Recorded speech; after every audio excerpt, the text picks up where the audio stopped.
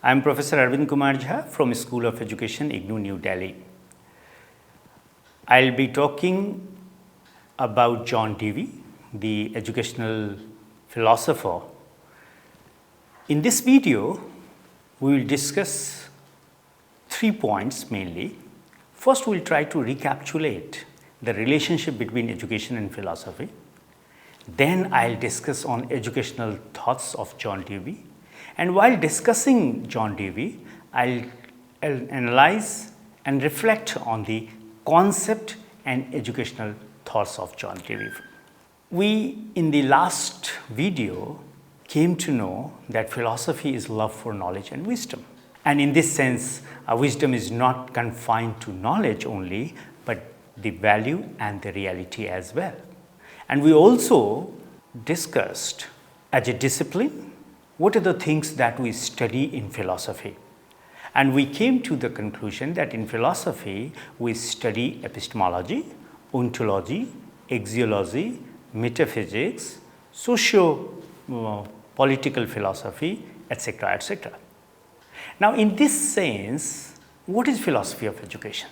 Philosophy of education means, according to the branches of philosophy, epistemology of education, ontology of education, axiology of education, metaphysics of education, issues in ethics and socio-political philosophy and educational discourses. Now, the point is that what is it that education does or education centrally involves itself? You will agree that education centrally involves the fostering of reason or rationality. This is the old understanding. No?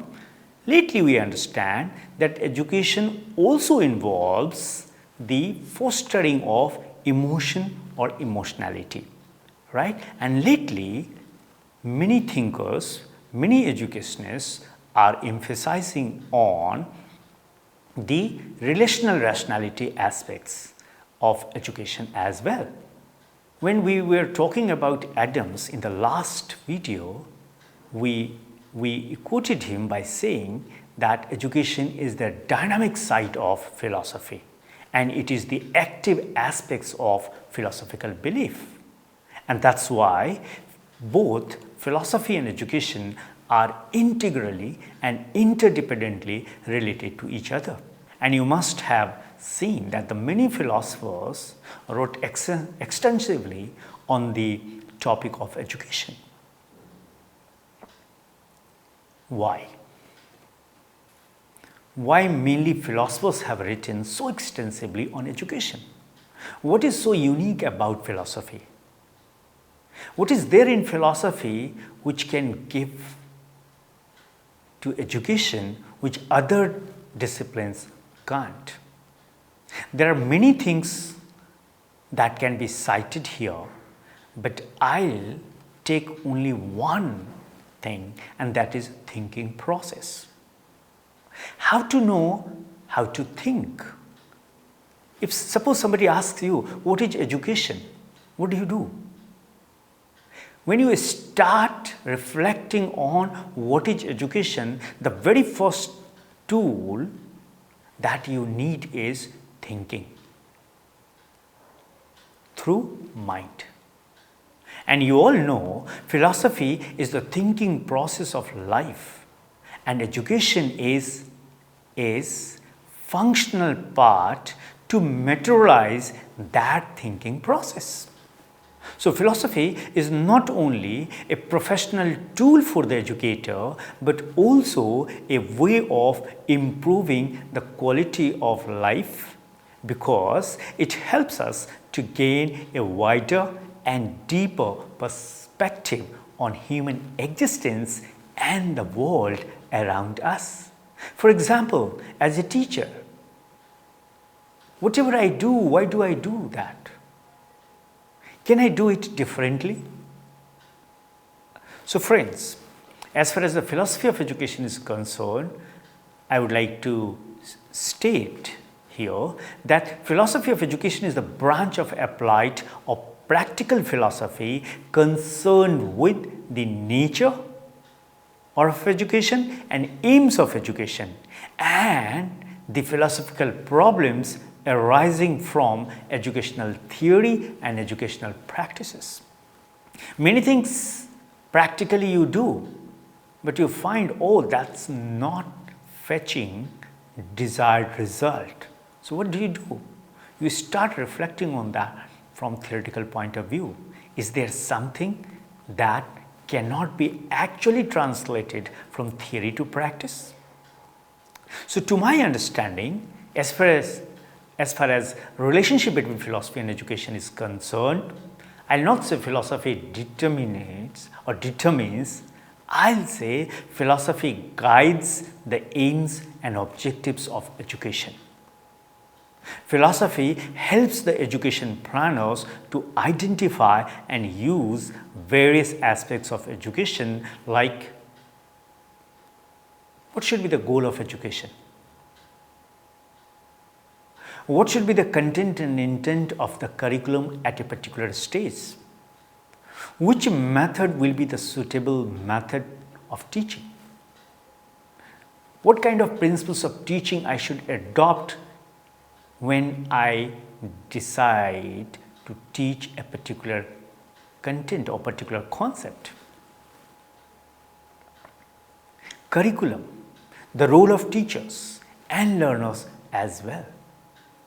So friends, it is not always philosophy but education which also provides fodder to philosophy to think and ponder over it. For example, if philosophy says a man should be educated,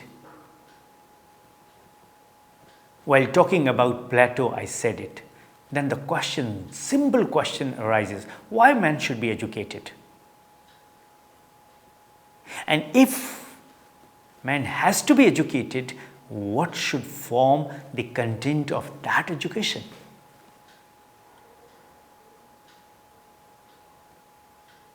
So, in all this, the philosopher of education prizes conceptual clarity, argumentative rigor, the fair-minded consideration of the interest of all involved in or affected by educational efforts and arrangements, an informed and well-reasoned valuation of educational aims and interventions. So, philosophy to a great extent will provide you the tool of logic and reasoning to conceptualize things with subtle clarity, crystal clarity. And once that clarity is there and that has been formed in your mind, you can help others to develop the understanding of that concept.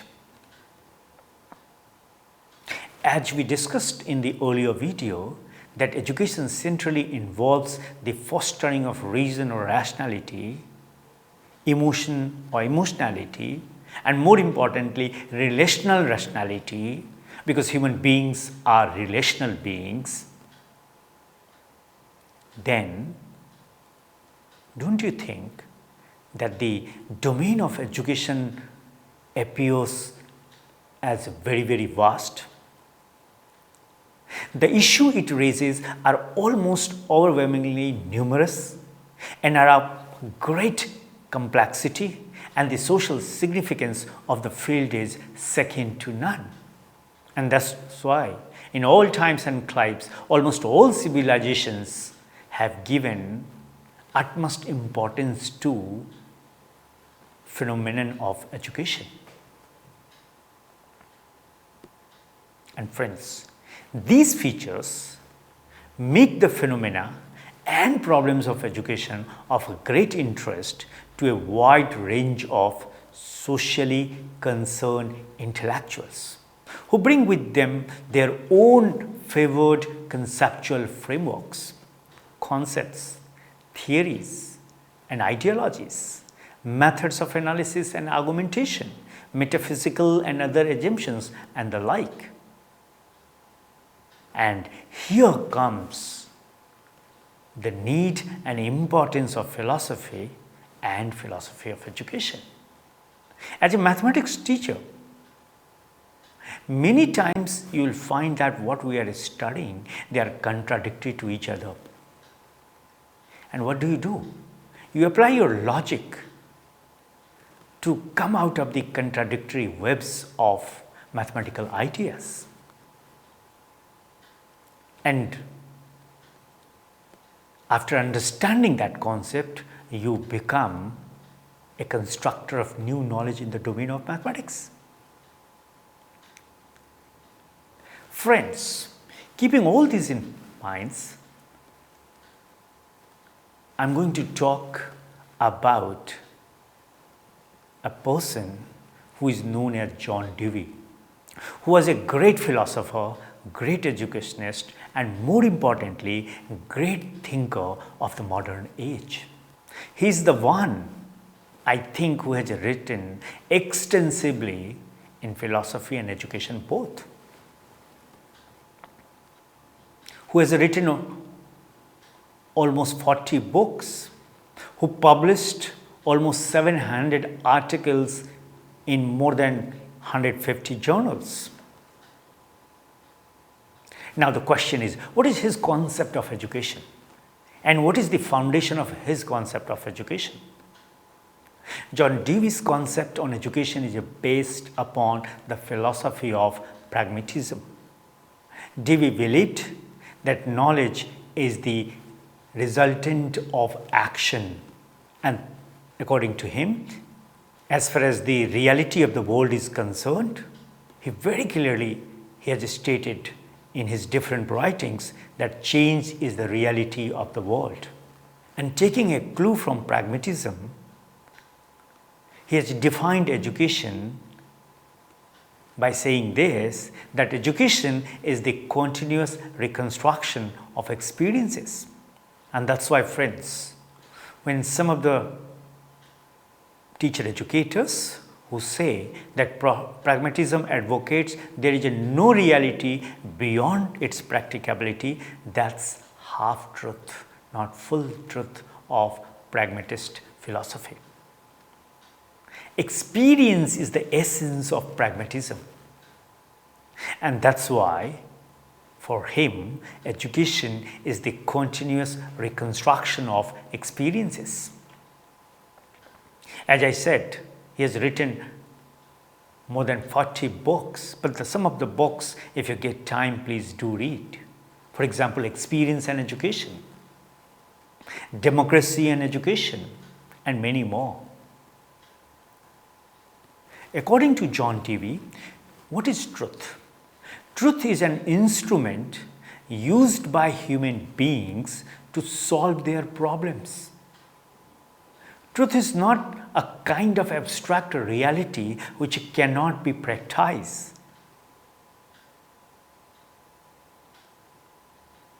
And that's why defining truth, John Dewey says, truth is an instrument used by human beings to solve their problems. And since problems change, truth changes. And therefore, there can be no eternal reality or ultimate reality. According to Dewey, change is the basic theory of education. And that's why facts vary from person to person. Therefore, a person develops theory on the basis of what?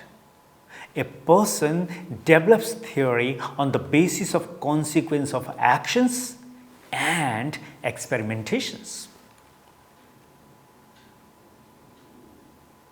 And that's why I would like to state that the main aim of education, according to John Dewey, is to make child capable of solving problems of life with his or her experiences. And that's why he has so brilliantly stated somewhere in his writings, if you want your children to become thinking children, then you must provide problems to him or her so that naturally he or she tends to think. And therefore, the aim of education should be to make human life not only to become capable of solving the problems of life, but also to make human life prosperous and happy. Because once your problem is solved, you become happy. And that's why he is considered as pragmatist thinker. That after solving problem, if some change doesn't take place in my life, or my life has not improved, or I am not at ease in my life, what is use of solving that problem? Or what is use of making oneself capable of solving problem? And in all these things, the thing that matter the most is the essence of experience. Dewey considers experience as the central concept of education. So whatever you do as a teacher inside the classroom or outside the classroom, particularly when you are with your students, do try to provide a unique experience or authentic experience to the students. Why? Because the students learn through experiences. There are numerous examples you might have seen in your life how child learns from his or her own experience. For example, whether he or she should touch fire or not. Dewey says that the problem solving and applying reflective or critical inquiry to solve the problem should form the fundamental aim of education. And that's why he considers knowledge gains through inquiry, reflective thinking, experimentation, and fact finding. So all these are methods through which a student gains knowledge. So don't you think that you should provide a situation to your students where he or she is naturally tending to inquire, to reflect, to experiment, and to find his or her own facts of life? Somebody asked John Dewey, why do you emphasize so much on inquiry? What is the purpose of inquiry? And the simple answer to this question is, the purpose of inquiry is to inquire more.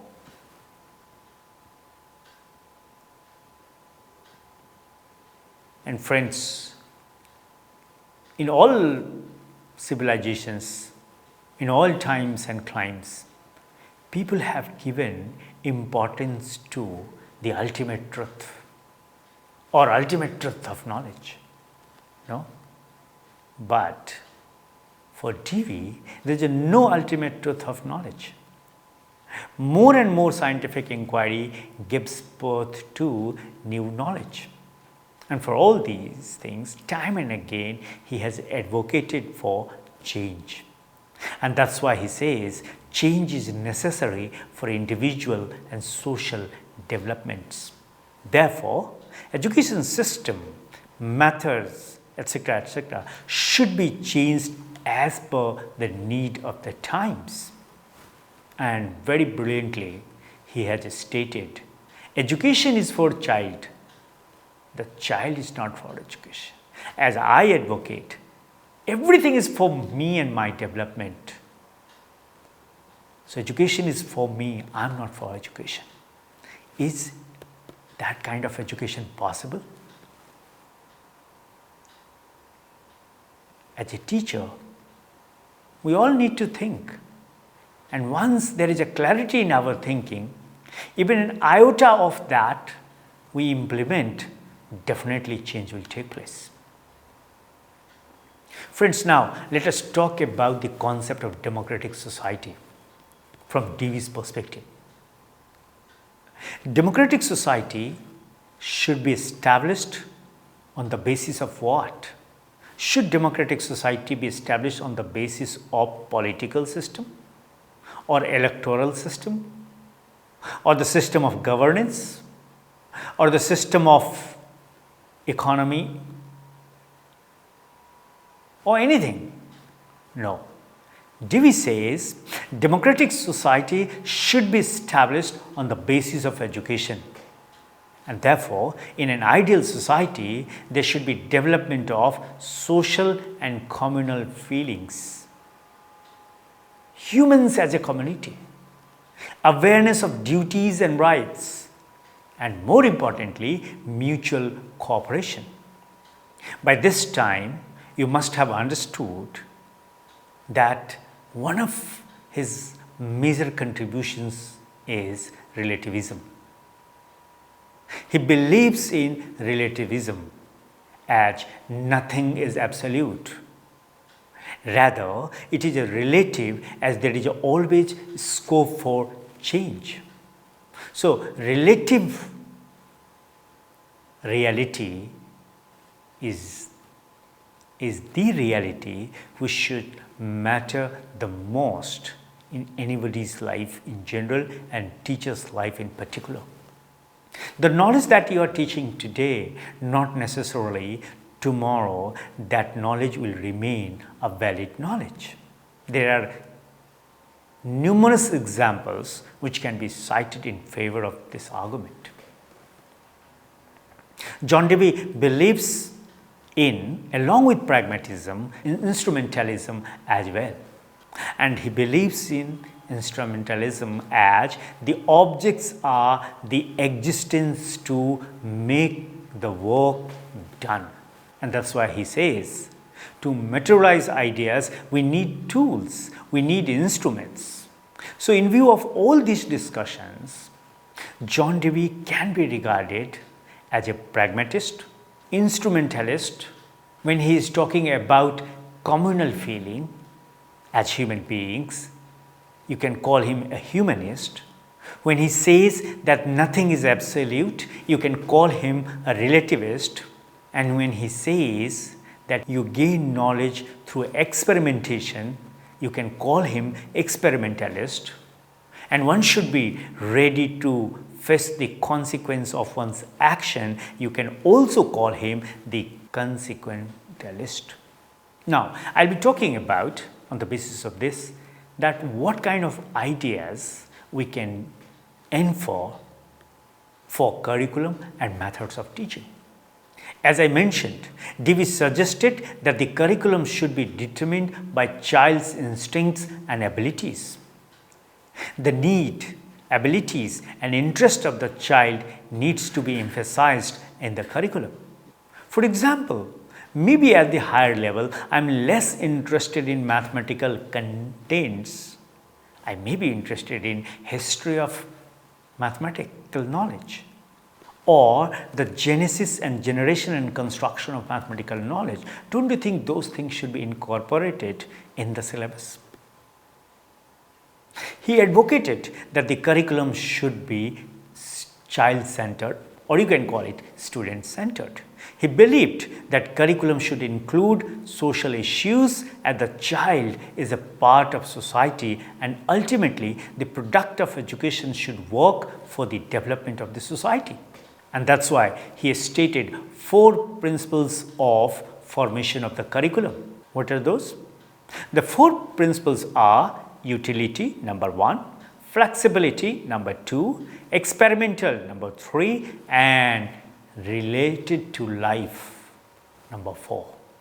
It should not only be utility oriented, it should not only be flexible, it should not only be experimental, it should be related to the life of the student and the child.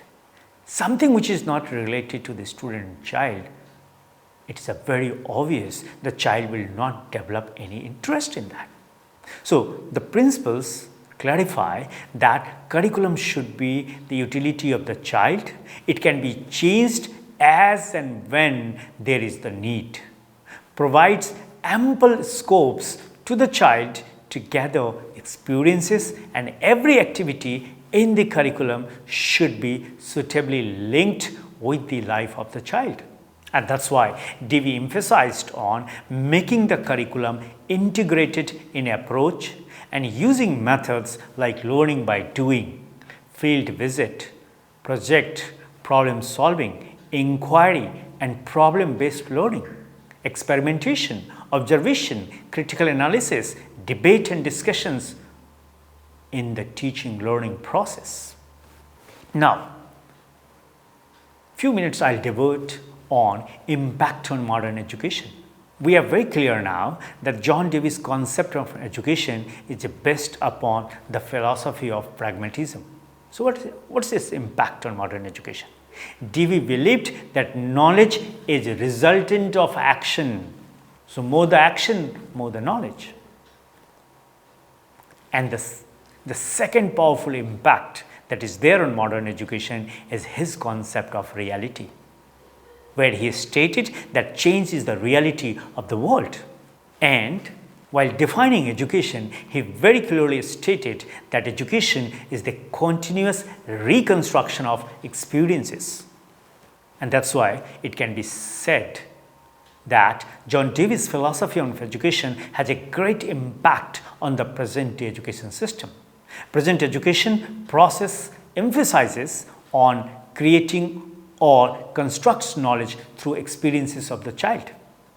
So, the essence is education process must have provision for the construction of knowledge. The child has every ability to construct his or her own knowledge. Now, the question is, what is the role of teacher?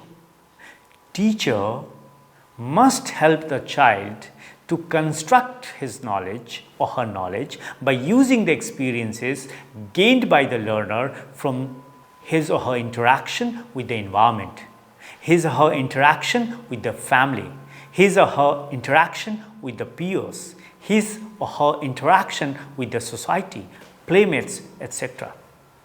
And thus you can say that the John Dewey's concept of education has contributed a lot to Vygotsky's constructivist approach of learning.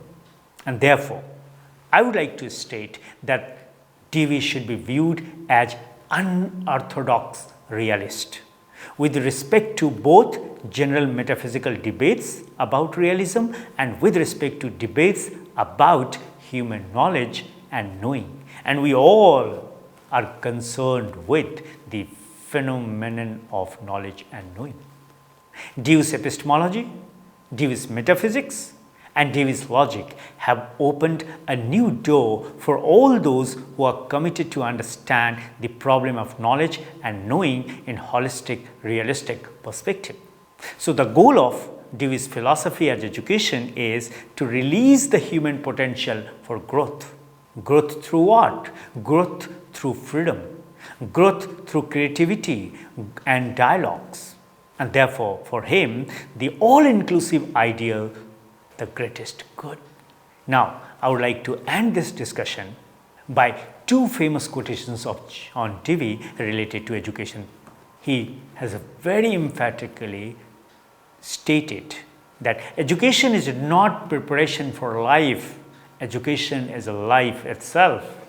Therefore, education is a process of living and not a preparation for future living.